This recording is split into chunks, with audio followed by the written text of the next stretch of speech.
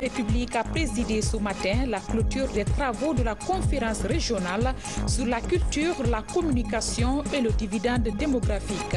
C'est désormais confirmé, le corps retrouvé du côté de Fourkaria est bel et bien celui d'Elhadj Abdourahmane Diallo, l'opérateur économique kidnappé en décembre dernier par des inconnus.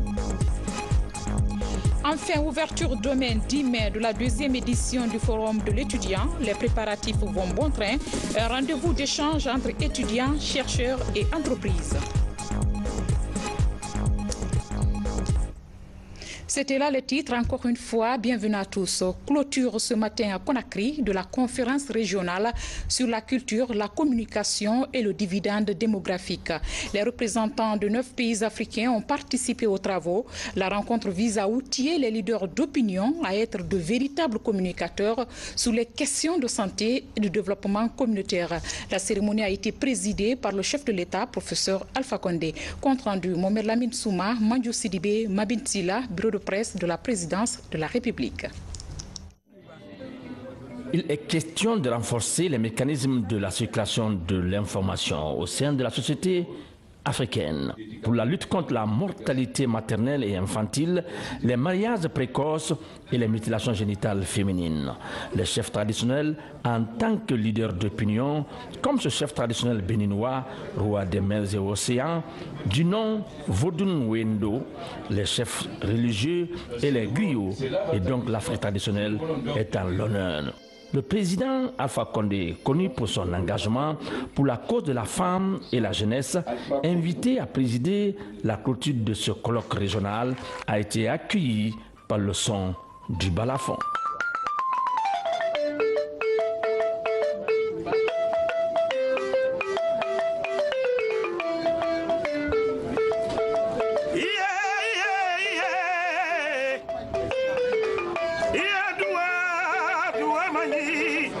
Neuf pays africains du centre et de l'Ouest prennent part à ce colloque régional placé sous la tutelle du ministère de la Culture sur initiative du Fonds des Nations Unies pour la population, UNFPA. Cette conférence a démontré de manière éloquente notre engagement collectif d'œuvrer pour l'épanouissement des femmes, des jeunes Africains, filles et garçons, qui incarnent l'espoir et l'avenir de ce grand continent. Au cours de cette rencontre, nous avons unanimement démontré le rôle fondamental que les communicateurs traditionnels, les leaders religieux et coutumiers doivent jouer dans l'amélioration de la santé de nos populations, pour in fine avoir un zéro décès maternel évitable, zéro besoin non satisfait en matière de planification familiale, mais également zéro violence basée sur le genre, y compris des pratiques néfastes à l'autonomisation des femmes, je pense notamment au mariage d'enfants. Et je voudrais que vous m'accordiez quelques minutes pour dire ce que M. le Président a fait pour la jeunesse africaine et qui d'ailleurs explique pourquoi la jeunesse africaine l'année dernière donc, lui a accordé un prix spécial de leadership pour ce qu'il a fait pour la jeunesse africaine. Thème choisi, culture, communication et dividende démographique. Durant les 3 jours, plus d'une centaine de participants venus du Bénin, du Burkina Faso, de la Côte d'Ivoire, du Mali, du Niger, du Sénégal, du Tchad et de la Guinée ont élaboré des plans de travail pays 2018-2020 visant à atteindre les 3 objectifs transformateurs, à savoir 0 décès maternel évitable, 0 besoin non satisfait de planification familiale et 0 violence basée sur le genre. Très à l'aise sur des questions relatives à la tradition et modernité, le président Alpha Condé a mis en exergue le rôle et l'importance des communicateurs traditionnels de la société africaine. Le rôle des communicateurs traditionnels des choses religieuses est extrêmement important. Surtout lorsque nous souffrons d'un certain nombre de choses, dont l'ignorance. Mais cette ignorance n'est pas une vraie ignorance. C'est une ignorance par rapport au français et à l'anglais. Parce qu'on dit qu'on est ignorant parce qu'on ne parle pas français, on ne parle pas anglais. Mais ça ne veut pas dire qu'on est ignorant. Donc si nous voulons mieux éduquer pour montrer qu'on n'est pas ignorant, c'est à travers les communicateurs traditionnels et les chefs religieux. Vous avez essentiellement 3 rôles: rôle d'information, rôle d'éducation, mais aussi rôle de valorisation de l'Afrique dans le monde. D'abord, rôle d'information. Vous savez, l'Afrique a des traditions extrêmement riches. Malheureusement, comme ce n'est pas une tradition écrite, très souvent, nos peuples ne sont pas au courant. C'est pourquoi Ampateba disait que chaque fois qu'un vieillard meurt, c'est comme une bibliothèque qui brûle. Et aujourd'hui, très souvent, nous sommes envahis par des cultures extérieures, y compris dans la musique, alors que nous avons des meilleures musiques dans le monde. Ensuite, la population africaine est très jeune, 70% en moins de 30 ans. Mais une jeunesse qui ne connaît pas son histoire est une jeunesse déculturée.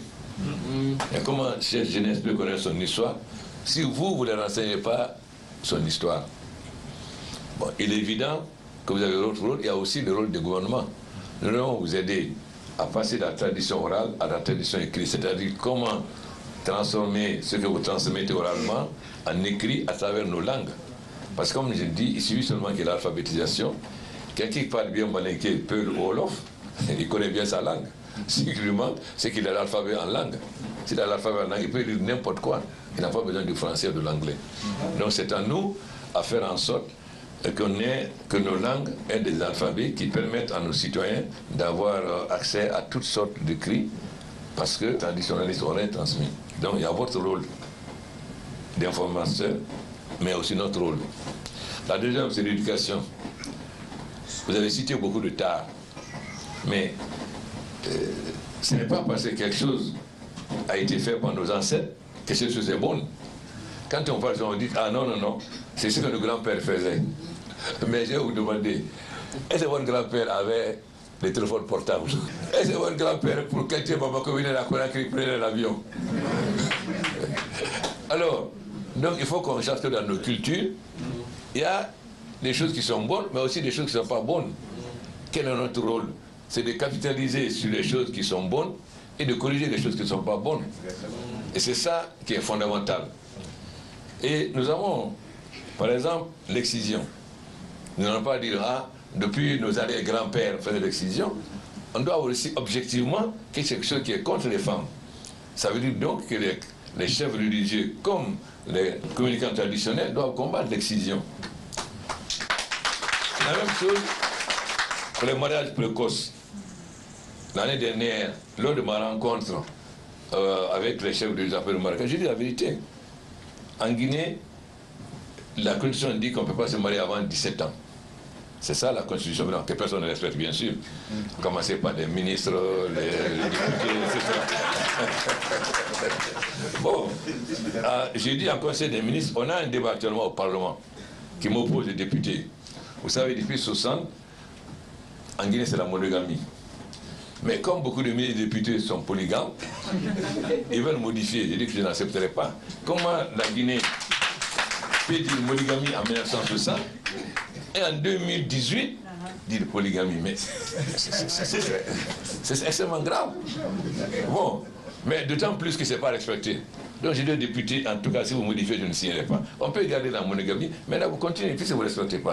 Mais comment les gens peuvent comprendre que la Guinée dise monogamie en 1960 et qu'au moment où on parle du genre aujourd'hui, et qu'on arrive à dire polygamie, je ne sais pas combien, c'est 60 ans après. Il faut quand même que vous aidiez ça à parler aux députés, mes amis. Mais aussi, j'ai dit aux chefs religieux, vous avez une grande responsabilité. Parce que souvent, ces mariages ne se font pas à la mairie. C'est chez les chefs religieux. En allant plus loin, souvent ce sont ces chefs religieux aussi qui épousent ces petites filles. Non, mais je l'ai dit, quand j'ai rencontré des imams, je leur ai dit la vérité. Si vous devez nous aider à lutter contre les malades, il faut que vous donniez l'exemple. Vous savez, quand j'ai fait des tournées en Guinée, je suis malade. Je vais au foot en Guinée, je vois des petites filles qui ont des enfants dans le dos. Vraiment, c'est pénible. Parce que, un, ça les déforme physiquement. Parce qu'une femme qui n'a pas atteint la puberté. Deuxièmement, ça les prive de culture. Parce que quand les enfants ne vont plus à l'école. Bon, j'ai discuté avec un commerçant très riche qui qui a envoyé ses enfants au Maroc. Je dis, pour dire, ah, président, si je n'envoie pas mes filles au Maroc, la femme va faire pression sur moi pour que je les marie. Donc je préfère les envoyer au Maroc. Tu vois de qui je parle. Donc ça veut dire... Donc, il faut que nos communicants traditionnels, les chefs religieux, nous aident à faire comprendre aux gens. C'est pas parce que souvent on dit, oui, nos ancêtres le faisaient. C'est-à-dire, dans les populations, à partir du moment où nos ancêtres le faisaient, bon, on doit le faire. Mais c'est pas vrai. Donc, vous devez objectivement faire comprendre à la population qu'est-ce qui est positif, qui fait tout ce qui est dans nos cultures, qui nous fait avancer, est positif. Tout ce qui ne se fait pas avancer est négatif, même si on le faisait, on le pratiquait. Donc ça, c'est votre rôle d'éducateur, informateur, c'est-à-dire il faut faire connaître le passé. Je disais dernièrement qu'au Moyen-Âge, il n'y avait plus de livres à la bibliothèque de Tombouctou qu'à la bibliothèque de France. Et j'expliquais aussi que si nous avons raté les 3 premières révolutions du ciel, c'est pas nous. La première, c'est pas, il y avait l'esclavage. L'esclavage en vidant l'Afrique de ses forces vives ne nous a pas permis de faire le saut, de passer de la tradition à la machine. Ensuite, la colonisation. Mais heureusement, avec la 4e révolution aujourd'hui, nous pouvons rattraper notre retard rapidement. Mais ça, c'est au niveau technologique, mais pas au niveau culturel. Au niveau culturel, il faut que nos traditionnels amènent à éduquer, à montrer au peuple pourquoi telle chose est mauvaise, pourquoi telle chose est mauvaise. Même si ça se faisait avant, ça ne veut pas dire que c'est juste parce que ça se faisait avant. Ça, c'est le premier. Et ensuite, le rôle de l'éducation. Vous avez cité 0 ceci, 0 ceci. Mais comme nos peuples n'ont pas accès à 70% au français et en anglais, ça peut se faire comment? Dans les langues nationales. Donc, c'est obligatoirement vous qui pouvez aider dans les langues nationales. Tout que je dis qu'il y a l'obligation du gouvernement aussi. On a une chance, beaucoup de langues nationales sont parlées dans beaucoup de pays. Aujourd'hui, si vous faites un alphabet en malinké, c'est parlé en Guinée, au Mali, au Sénégal, au Burkina, etc. Si vous faites un peu, c'est pareil, etc. Donc, il faut que les gouvernements se donnent la main pour qu'on fasse des syllabaires et qu'on forme des professeurs qui sont valables pour les différents pays. Ce qui permet, tout en étant la tradition orale, mais de cumuler la tradition orale avec la tradition écrite. C'est là extrêmement important. Et je pense que vous aurez dû inviter Nyan Tomsil Karam, par exemple, aussi, parce que même s'il n'est pas, il a quand même beaucoup travaillé sur les traditions, mais sur le ministre, c'est un tort d'avoir pas associé à ce travail-là, parce qu'il a quand même beaucoup fait dans ce sens-là, comme Boubacar Bari, qui est à Dakar. C'est-à-dire tous les gens qui ont été des cadres, qui ont participé réellement à renforcer la traduction en écrit des traditions orales, il aurait fallu les inviter. Moi, j'ai dit à N'Djamena, parce que le ministre avait dit, elle avait critiqué, j'ai dit que c'est du malthusianisme. Qu'au contraire, le fait que l'Afrique fasse beaucoup d'enfants à la jeunesse est une chance pour l'Afrique. À condition, bien sûr, que nous maîtrisions l'énergie, que nous maîtrisons l'industrie de l'Afrique pour donner du travail à ces jeunes. Sinon, évidemment, ça devient une bombe. Mais il ne faut pas confondre ce qui est dû à un retard technique et de développement avec la réalité concrète. Il faut aussi que vous montrez qu'effectivement, la culture africaine est une des plus riches au monde. Moi, j'ai été, il y a quelques années, à Kélé, à Kankaba, pour discuter avec des griots. Vous allez là-bas, ils vont vous expliquer toute l'histoire de l'Afrique. Et donc, il faut que vous montrez aussi que l'Afrique a une tradition extrêmement riche, et que vous vous rappelez que lorsque le roi du Mali est parti à la mer, il a fait baisser le prix de l'or. Comment? Mais ça, beaucoup de jeunes ignorent. Donc vous devez aussi rendre la jeunesse africaine fière de son passé. Mais comment elle peut être fière de son passé si elle ne connaît pas ce passé? Voilà aussi donc votre rôle de valoriser l'Afrique et de montrer qu'on n'est pas en dehors de l'histoire, comme a dit Sarkozy à Dakar. Mais c'est notre faute. Parce que si nous ne valorisons pas notre culture, je n'ai rien contre les yéyés ou les règlements, etc. Je n'ai rien contre. Mais il y a ça, mais il y a notre culture traditionnelle qu'on doit valoriser. Peut-être, on devrait peut-être réfléchir au niveau des chefs d'État, comment nous pouvons améliorer les conditions des griots, qui ne soient pas seulement donner de l'argent quand il y a des fêtes, mais comment concrètement trouver une structure. Parce qu'on a le même problème au niveau de la santé. Quelle est la faute de la médecine chinoise? Parce qu'elle allie la médecine traditionnelle à la médecine moderne. Mais il y a des maladies qui sont mieux soignées en Afrique que dans le monde moderne. Mais qu'est-ce que c'est notre faiblesse? Pourquoi c'est ésotérique? Parce que quelqu'un qui connaît, il ne peut pas transmettre à ses enfants parce qu'il n'y a pas de brevet. Donc il est obligé de mystifier. il sait que l'herbe là est là, tu vas aller chercher à qui n'est pas le moment. Mais s'il te dit il perd, il va te dire il faut la claire de lune à 1h du matin, etc. Comme c'est son gagne-pain, et ça qui peut permettre à ses enfants, donc il ne peut le faire. S'il y avait un brevet, c'est breveté, il a maintenant un truc qui est définitif. Mais il est obligé d'en faire un mystère pour pouvoir garder ce secret. Donc si nous voulons, c'est l'avantage des Chinois, si nous voulons donc intégrer la médecine traditionnelle à la médecine moderne, il faut qu'ils se connaissent ces gens qui sont je ne sais pas, même entre, je ne sais pas, le parti, tout partout, il y a des problèmes. Merci, monsieur Mamadou Sylla, merci. Je rappelle que vous êtes le président du parti Union démocratique de Guinée, IDG. À présent, nous nous tournons vers notre invité, monsieur Diallo Souleymane, représentant de Reporters sans frontières en Guinée. Peut-être une réaction par rapport à ce que vous venez d'entendre de Mamadou Sylla concernant ces dossiers. C'est fait que le dépositaire ne peut pas capitaliser pour transmettre à sa descendance. Donc nous devons faire en sorte, même un Guinéen qui connaît, il se dit, mais si je mets dans un livre maintenant, mais c'est fini, je n'ai plus de rôle. Hein? Donc qu'est-ce que je gagne une fois que je le livre? Alors, mais s'il sait que le livre, il va avoir des droits d'auteur, etc., donc il va le faire. Donc il ne faut pas oublier que nous ne pouvons pas dire à nos traditionnels de communiquer si en contrepartie ils n'ont pas l'assurance de moyens qui vont à les enfants. Autant dire que pour se développer, l'Afrique doit savoir tirer de son passé les valeurs qui font progresser et de la modernité, les bénéfices de la science et l'éducation. Toujours dans l'actualité, suite aux événements malheureux survenus ces derniers temps, au poste frontalier de Kouré-Malé, une délégation gouvernementale conduite par le ministre de l'administration du territoire s'est rendue sur les lieux. Général Bourema Condé a véhiculé les messages de paix et de quiétude sociale. Il a surtout invité les autorités locales et les forces de sécurité à la vigilance. Explication, Mohamed Lamine Camara. Nous sommes à Kouré-Malé, localité frontalière située à 83 km du chef-lieu de la préfecture de Sigiri. Ce district a été le samedi dernier l'épicentre des affrontements malheureux entre les habitants d'un même village malien et guinéen. Le bilan des incidents est énorme. Plusieurs commerces partis en fumée. Un bus et un camion contenant des marchandises complètement calcinées. Des cas de blessés sont aussi enregistrés. Pour aplanir les malentendus, la mission gouvernementale est sur les lieux. La délégation a fait un tour dans les décombres pour constater des dégâts matériels. Elle a aussi véhiculé des messages de paix et de cohabitation pacifique. Nous sommes venus dire aux populations des deux Kouré-Malé que ces deux peuples de ces deux nations en viennent à des destructions de part et d'autre de ce qu'ils ont comme patrimoine. Je crois que cela devrait cesser.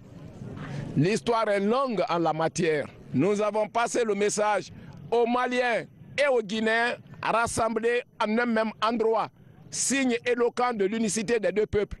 Les autorités locales et les forces de sécurité des deux pays sont plus que jamais déterminées à veiller au grain afin que de tels actes ne se reproduisent plus le long de cette frontière. Il y a une très bonne atmosphère, très vivable entre, comment dirais-je, la Guinée et nous. J'avoue que nous partageons tout et je pense que ça fait partie des meilleures frontières du monde.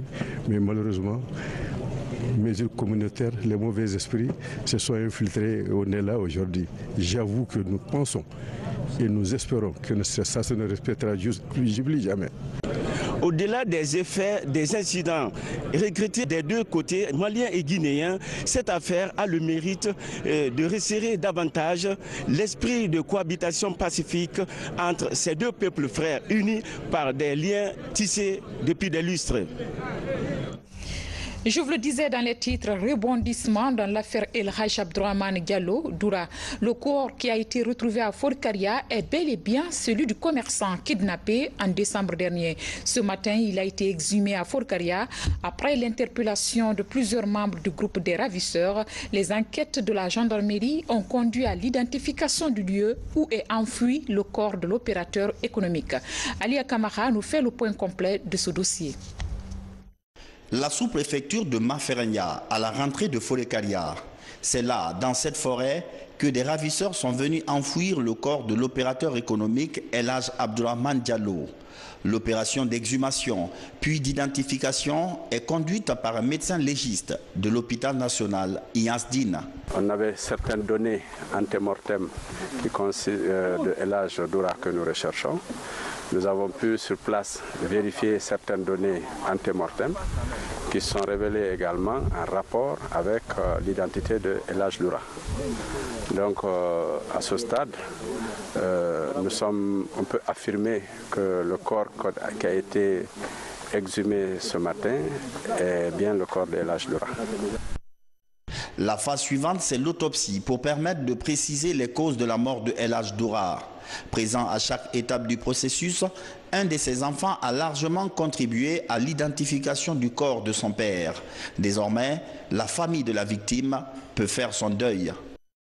Que la justice fasse au travail, que ce qui nous est arrivé n'arrive pas à une autre famille. Je vous assure que c'est un calvaire. Et pour rien au monde, je ne souhaiterais ça à aucune personne, à mon pire ennemi, de vivre ce que nous avons vécu pendant au moins 5 mois. Mon père, il est âgé, il avait près de 80 ans. Donc même si ce n'est pas dans ces circonstances, un jour ou l'autre, il allait nous quitter. Mais on aurait souhaité encore vivre vraiment des moments inoubliables avec lui. Enlevé à l'aube du 5 décembre 2017, alors qu'il allait à la prière, le vieux Doura a été séquestré par ses ravisseurs qui l'ont gardé dans des conditions difficiles malgré sa santé fragile. Pourtant, ces derniers avaient demandé une rançon de 100 000 $, soit plus de 900 millions de francs guinéens que la famille a effectivement payé.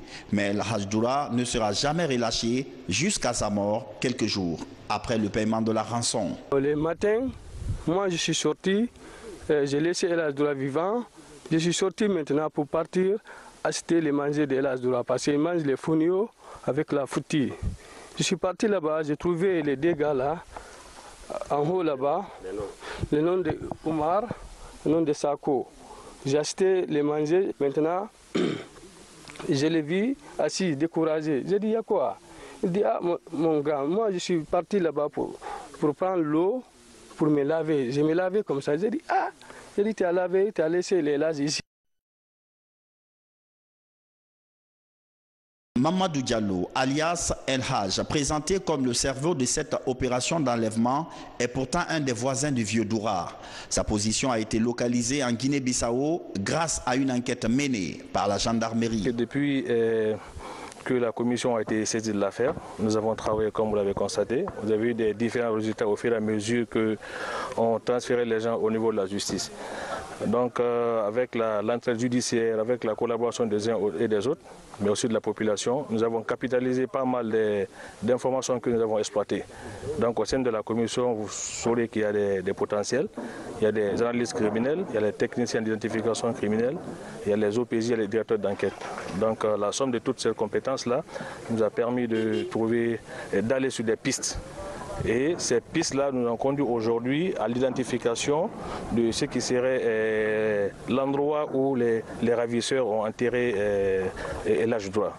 Ces derniers jours, la découverte de cette tombe à Folkaria a fait les choux gras de certains médias de la place, mettant les nerfs de la famille à rude épreuve. Le corps de El Hadj Doura est acheminé à Conakry pour la suite de l'autopsie. De son côté, le haut commandant de la gendarmerie annonce que les enquêtes se poursuivront. Affaire à suivre. Dans l'actualité judiciaire, bientôt le lancement de la deuxième phase du projet d'appui au renforcement de la chaîne pénale. Financé par le PNUD, le programme a permis en 3 mois le jugement de plus de 400 affaires criminelles dans les 5 tribunaux pilotes du pays. Mamadi Terna Kamisoko, Kierno Yunsaba. Le projet renforcement de la chaîne pénale qui vient de s'achever a duré 3 mois et a concerné 5 tribunaux de première instance. Un programme du PNUD à la réforme de la justice qui a permis d'améliorer l'administration de la justice. La première phase du projet a abouti à l'équipement et au jugement de plusieurs centaines de dossiers criminels dans les tribunaux dits pilotes. Au terme d'une première phase réussie, les acteurs envisagent la relance de la seconde phase pour davantage protéger les droits de l'homme. C'est M. le Président de la République qui avait à l'époque écrit au secrétaire général des Nations Unies pour demander l'aide des Nations Unies pour qu'on lutte contre l'impunité dans notre pays. Donc ça a été matérialisé par le PNUD et le ministère de la Justice. Nous profitons pour saluer le PNUD pour cet appui inestimable qui nous a permis, au visa de la suppression des cours d'assises, de faire jouer plus de 400 affaires criminelles pendant toute l'année 2017, aussi bien à Conakry, mais également dans les juridictions pilotes choisies, Kindia, Labé, Kankan et Zérékoré. Cette réunion du comité de pilotage, dirigée par le ministre de la Justice, est composée de magistrats, avocats, acteurs de la société civile et partenaires de la réforme. Tous ces acteurs optent pour le démarrage de la deuxième phase du projet, eu égard aux résultats obtenus lors de la phase d'expérimentation. Depuis les états généraux de justice et aussi depuis le plan de la réforme de la justice, maintenant nous sommes en train de récolter les retombées, notamment de ces efforts. Alors il y a eu des performances qui ne disent pas leur nom parce que la justice a son secret de fonctionnement. Et nous pensons qu'aujourd'hui, nous avons tous eu le sentiment qu'il y a quelque chose qui se fait. Le travail est en train d'être fait et nous devons tous nous engager à continuer à appuyer notamment l'effort de la justice dans la lutte contre l'impunité et aussi pour l'accès aux droits. Le programme vise à mieux renforcer les relations entre les acteurs pour une meilleure coordination des affaires pénales. Troisième grand titre de ce journal, ouverture demain 10 mai de la deuxième édition du Forum de l'étudiant guinéen. À la veille de ce lancement, les préparatifs vont bon train, les stands sont en installation et l'heure est au dernier réglage. Reportage Francis Collier, Toupou Forum. Le temps presse pour l'ouverture du Forum de l'étudiant guinéen. Les institutions d'enseignement et les entreprises partenaires sont à pied d'œuvre pour finir l'installation de leurs stands. Après ces réglages, il sera question de présenter des services au public pendant les 3 jours du Forum de l'étudiant. Nous sommes appelés pour animer le Forum de l'étudiant guinéen de 2018. Donc aujourd'hui, nous avons décidé d'envoyer le matos, brancher et faire la balance, tout en espérant que demain, c'est nous qui devrons faire le lever du rideau. Même si pour le moment certains stands ne sont pas encore installés, les organisateurs quant à eux ne perdent pas de vue les objectifs de cette deuxième édition du forum. Nous avons appelé nos différents partenaires pour qu'ils viennent identifier eux-mêmes leurs stands et nous avons aussi préparé les panélistes qui doivent arriver et qui doivent normalement, à partir de demain matin, commencer déjà à animer les conférences. Cette année, nous avons beaucoup plus d'universités privées guinéennes qui ont souscrit et qui ont pris des stands pour présenter leur programme de formation. Mais ce qu'il faut signaler aussi, c'est que nous avons beaucoup plus d'universités étrangères, de l'Inde, du Maroc, du Sénégal, qui viendront elles aussi se joindre aux universités guinéennes pour présenter leur programme. À cette deuxième expérience du Forum de l'étudiant, au-delà des expositions, des conférences débats sont prévues pour orienter les bacheliers et les étudiants vers des métiers, mais aussi des opportunités d'emploi. Justement, à propos de ce forum, nous recevons sur ce plateau le ministre de l'Enseignement supérieur et de la Recherche scientifique, M. Abdoulaye Yero-Baldé. Bonsoir, Monsieur le ministre. Bonsoir, madame. Et de deux, pour le forum des étudiants guinéens. Monsieur le ministre, quel objectif visez-vous avec ces forums? Merci pour cette question, mais avant de répondre à cette question, j'aimerais vous dire que ce forum est organisé en partenariat avec le ministère de l'Éducation nationale et de l'alphabétisation et le ministère de l'enseignement technique et de la formation professionnelle. Donc l'objectif visé, c'est de mettre en rapport, c'est comme une plateforme, mettre en rapport et les élèves bacheliers, en tout cas ceux qui seront bacheliers l'année prochaine, les étudiants, les entreprises, les universités et les institutions de formation pour pouvoir partager les informations disponibles sur les cursus, les formations et aussi qu'est-ce que les entreprises entendent de nos formations dans les universités, parvenir en fait à ce qu'on appelle adéquation formation-emploi et également fournir beaucoup d'informations aux étudiants pour leur carrière. Je vais revenir sur cette question un peu plus tard. Monsieur le ministre, quelles sont les innovations de cette deuxième édition qui commence demain? Je crois que vous avez écouté tout à l'heure, il y aura beaucoup plus d'universités de tous bords, publiques comme privées, mais aussi des universités étrangères venant et de la Côte d'Ivoire, du Sénégal, du Maroc et de l'Inde cette année, mais aussi beaucoup d'entreprises de la place par rapport à l'année dernière. Et aussi, il faut signaler que ce forum est placé sous le thème de l'innovation et de la recherche. Vous parlez tantôt de l'adéquation, formation, emploi.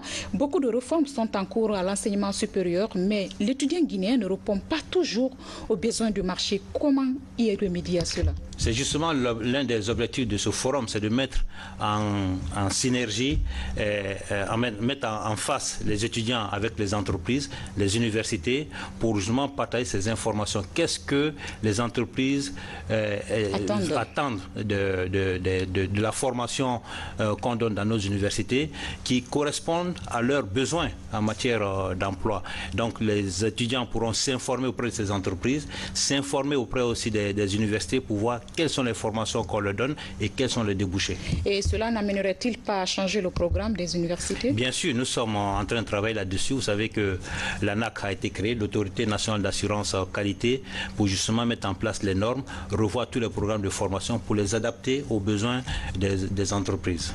Merci, Monsieur le ministre, d'avoir répondu à notre invitation. Monsieur le ministre, qui a présidé d'ailleurs le week-end passé la 4e édition du Salon de l'Emploi, c'était à l'Université générale Lansana Conté de Sonfonia, et la question de l'accompagnement des diplômés sur le marché de l'emploi était au centre des débats. Reportage signé Mama Issata Kamara. L'insertion professionnelle des diplômés préoccupe le ministère de l'Enseignement supérieur et de la Recherche scientifique. Cette année, au 4e Salon de l'Emploi, l'adéquation formation-emploi est débattue par des formateurs, employeurs et décideurs devant des étudiants. Les responsables de l'université comptent faciliter leur accès à l'emploi après les bancs. L'université a envoyé en stage beaucoup d'étudiants, beaucoup de diplômés, et qui trouvent même parfois de l'emploi. Parce que quand le stagiaire se comporte très bien, il respecte tout le monde, il est brillant, on peut le retenir parfois. Donc c'est la raison pour laquelle nous invitons cette entreprise d'agir et pour accompagner les étudiants. Le ministère a pris les devants pour que justement il y ait adéquation de formation et emploi en mettant en place des institutions ou des outils comme l'Autorité nationale d'assurance qualité, les directions générales, pour pouvoir revoir nos programmes de formation en adéquation avec les besoins des employeurs. Nous avons entrepris des démarches vers les entreprises pour justement les associer à cette refonte de nos programmes, et j'espère que dans les années à venir, ce sera chose faite. À ce rendez-vous du donner et du recevoir, plusieurs projets sont présentés par certains étudiants. Pour ces futurs diplômés, le Salon de l'Emploi est une opportunité de rencontre avant de joindre le marché professionnel. Cette formation nous a permis de nous prendre en charge. À partir de maintenant, on est capable de créer des projets, d'aller sur le terrain et de mettre en œuvre ce que nous avons appris à l'université. Il y a eu beaucoup de conseils, comme par exemple le partenariat qui vient d'être signé entre le rectorat ainsi que les entreprises ici présentes pour que nous étudiants nous puissions déposer nos CV, ainsi que pour que s'il y a offre d'emploi, qu'on passe le recrutement par ceci. Ça aussi, je crois, c'est une bonne chose. Aujourd'hui, l'université de Sonfonia a noué des partenariats avec plusieurs entreprises pour des stages aux étudiants. À ce salon d'ailleurs, une entreprise a signé un autre accord de stage. Si nous travaillons pour les candidats chercheurs d'emploi, en parenthèse, c'est évident et c'est primordial qu'on vienne vers les universités. Ces étudiants chercheurs d'emploi, ces étudiants fraîchement diplômés qui cherchent de l'emploi, en fait, ce sont dans les universités, les institutions que nous pouvons trouver les talents, ces nouvelles compétences afin de les proposer aux entreprises. Donc pour nous, Sonfonia, ce n'est qu'un début. Après les conférences, les stands d'exposition sont visités. Des ouvrages et autres produits et expertises d'entreprises sont exhibés au public. Mesdames et messieurs, ainsi prend fin cette édition. Merci à vous de l'avoir suivi. Passez une excellente nuit. À demain.